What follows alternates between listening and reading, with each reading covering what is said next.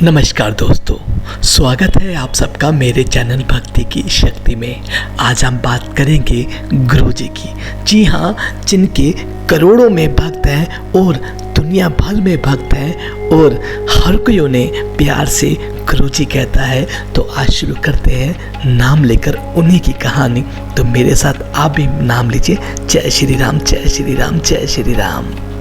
गुरुजी दिव्य प्रकाश है जो धरती पर मानवता को आशीर्वाद देने और जागरूक करने के लिए आए थे। पंजाब के मलेरकोटला जिले के डोंगरी गांव में 7 जुलाई 1954 को सूर्योदय गुरुजी के जन्म की घोषणा के साथ हुआ था।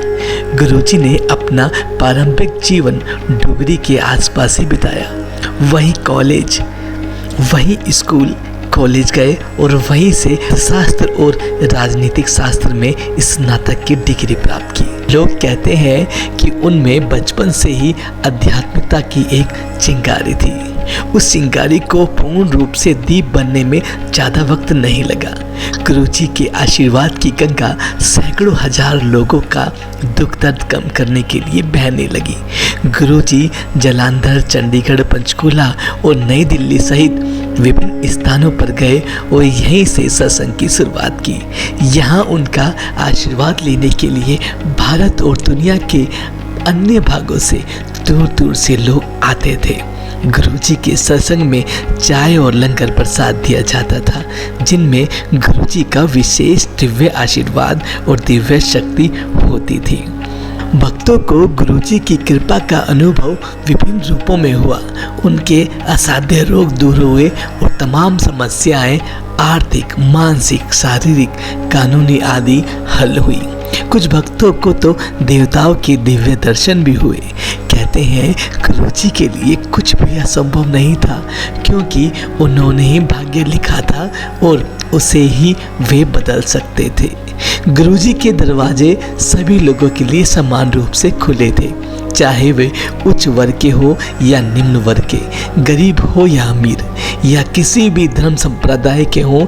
साधारण से साधारण आदमी और बड़े से बड़ा आदमी उनके पास आशीर्वाद लेने आते थे। राजनेताओं, नौकरशाहों, सशस्त्र सेवा कर्मियों, डॉक्टरों और अनेक व्यापारियों की लंबी लंबी लाइनें लगी रहती थी। सबको उनकी जरूरत थी और गुरुजी ने बिना किसी भेदभाव के सबको समान रूप से आशीर्वाद दिया।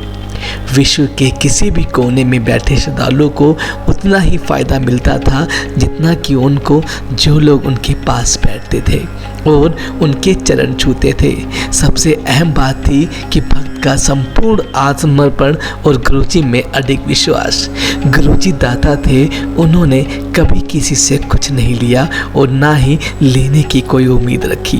कल्याणकर्ता गुरुजी कहते थे कि मेरा आशीर्वाद तुम्हारे साथ हमेशा रहेगा। और हमेशा का मतलब यह नहीं कि सिर्फ इस जन्म में, बल्कि उनका कहना था कि उनका आशीर्वाद भक्त के साथ भक्त के निर्वाण तक रहेगा। गुरुजी ने कभी कोई उपदेश नहीं दिया, कभी कोई रस्म निर्धारित नहीं की, फिर भी उनका संदेश भक्त तक कैसे पहुंच जाता था, यह केवल भक्त ही बता सकता है। इस विशेष संबंध से भक्त को न केवल खुशी और स्फूर्ति मिलती थी, बल्कि उसकी वजह से भक्त में एक गहरा बदलाव भी आता था।